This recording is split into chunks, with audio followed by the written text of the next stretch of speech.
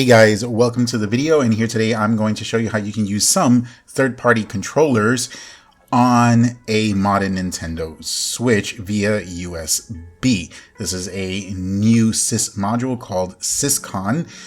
I will put the links down in the description. You can come here to the thread over at GBA Temp and look it over. There's not really a whole lot here. I'm going to start with the limitations so you know kind of what the guidelines are. First off, of course, you need to have a fully modded Switch. It needs to be running custom firmware in order for this to work. Now, in most circumstances, the Switch does need to be docked. The controller that you are using or controllers need to be directly plugged in to one of the USB ports using like your charging cable of the controller or whatever. However, if you stick around to the end of the video, I'll show you that there's kind of a workaround. You can still use this USB method directly to the Switch and bypass the dock altogether. It's not a wireless method. It still involves cables, but I'll show you that it actually works so you can see it confirmed working. The three controllers that are working right now are the DualShock 3 for PS3, Xbox 360 controllers, and Xbox One controllers. Support for DualShock 4, which is PS4 controllers, is coming soon, and rumble and motion controls do not work at the moment. This is designed to work with custom firmware from 5.00 all the way up to current. So for example, this will work on Atmosphere's latest custom firmware, which as of right now is 0.9.4, and the latest SXOS, whatever number that is up to. Now for today's test, I will be using three controllers, and they're all for PS3, the 6-axis controller and a DualShock 3. Both of those are genuine Sony controllers. And then I'm going to test out a third-party one. It's a Power A third-party controller meant for the PS3. It already comes wired, so I'm going to see if that one works out. And near the end of the video, I'll go ahead and cover some of the little nuances and quirks when using these PS3 controllers. And when you come here to the source, it'll bring you to the GitHub page. This one actually, you can come here and read the README file. There's some interesting stuff on here, including what they are working on to add to the little sys module. When you're ready to download, come over to releases and get the latest one. Now this one, the 0231, actually has a little issue, but I'm going to show you how to fix it very easily. One other thing I want to point out is that here it says if you are on 9.0.0 firmware or higher and you do experience freezes or crashes, you may have to downgrade to 8.0.0 in order to get it to work a little bit better. So hopefully you won't experience that.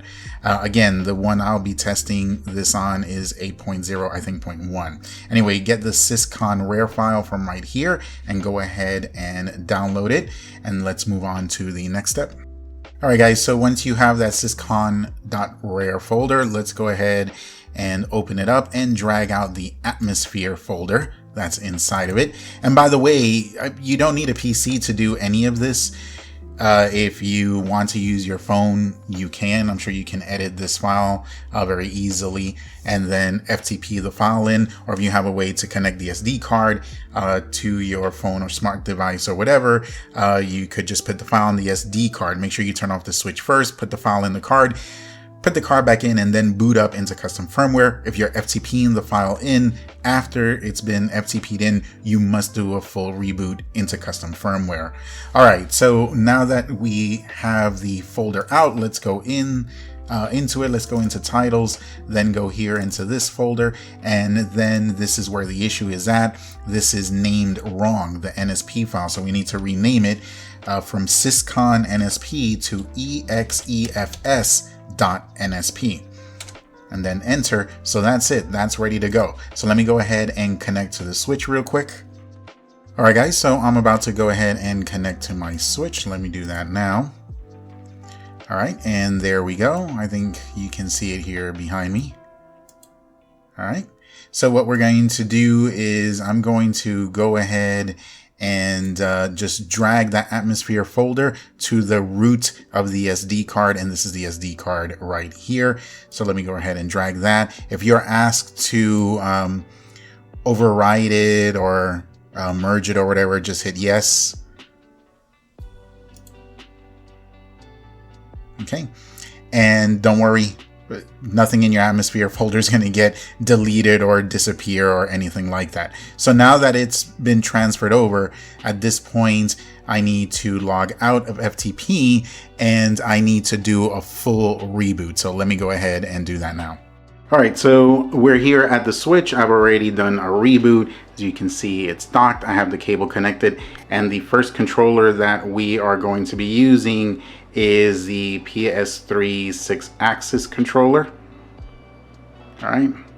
Now, when you connect these controllers, you will get the little Pro icon there, the Pro controller icon that will pop up. You can see I have no other controllers connected. So let's go ahead and see if it works. And you can see I'm moving around with the thumbstick just fine. Okay. And the D-pad also works, but I can't reach it, obviously. But yeah, and then the button layouts are the same, and I'm sure for the Xbox controllers it works the same. This button here is the B, A, Y, and X, and then the shoulder buttons work just the normal way they do on the Joy-Cons. And then start is the plus, and select is the minus. So we highlight a game and then go and hit the start button. See, it works as the plus. All right, so let's go ahead and backspace out of this. So let's go ahead and connect the DualShock 3 one. All right, so the 6-axis is connected there. I connected it with the black cable. Then I used a gray one for the DualShock 3. Both are connected and they both work both at the same time. There's the DualShock 3, and you can see here I'm moving around with no issues whatsoever. All the buttons work and everything works. When we go into the controller setting, both controllers show up as Pro controllers, and you can use them both. So yeah, that's pretty much it. Don't expect, by the way, at least on the PS3 ones, don't expect the lights to come on when you connect them, because they don't. They do come on when you disconnect them, and we'll talk more about that in a minute. Okay, and for those of you that care to know, there's actually a way you can do this without the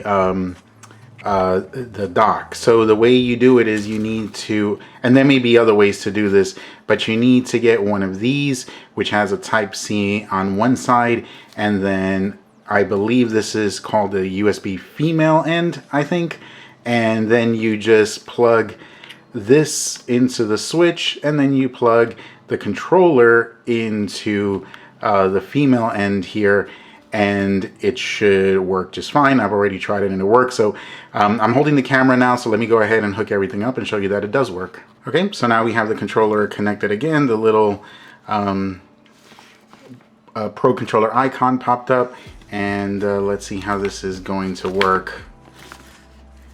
The cord is in the way, but anyway, you'll still be able to see it. There we go. Okay, and it works just fine. Okay, let it focus here a bit. Okay, and you can see this is the only one that's logged in. All right, and everything works, and the D-pad works. All right, so there you go. All right, so let's just cover a couple of things real quick here, at least regarding the PS3 controllers. All right, and lastly, one quirk about using PS3 controllers. When you disconnect it from the dock or the switch, the lights will blink, and if the controller is synced up to a PS3 and that PS3 is within range and it's plugged in, it's going to turn on that PS3. You can just walk up to it and turn it off. But if you want to prevent this from happening in the future, all you need to do is reset the controller. All you need to do in order to do that is just press the PS button on the front, let it go, and then turn it over. In the back, you will see this little hole, and that's actually a there's a button in there to reset it. Put a little like toothpick or the edge of a paper clip or something in there. Gently, you'll feel the button, press it in, hold it for like 2 or 3 seconds, and then you will see the lights turn off here. From now on, every time you disconnect it from the dock, the lights will still blink, but the PS3 will not turn on. And then, of course, to sync it back, just connect it to a cable to the PS3, and then you're done. So if you experience something similar using other controllers, then maybe you have kind of an idea of what you need to do in order to prevent it from happening. Alright guys, and that will do it for this video. If you found it informative or useful in any way or helped you out, or maybe you just want to throw some love or appreciation to the channel, you know the best way to do that is to make sure that you hit that like button and subscribe if you haven't already. Again, I can't say it enough. I always appreciate you guys watching. Much love going out to all of you out there. It's a crazy world, guys. Please be careful out there. Take care, and we'll see you next time.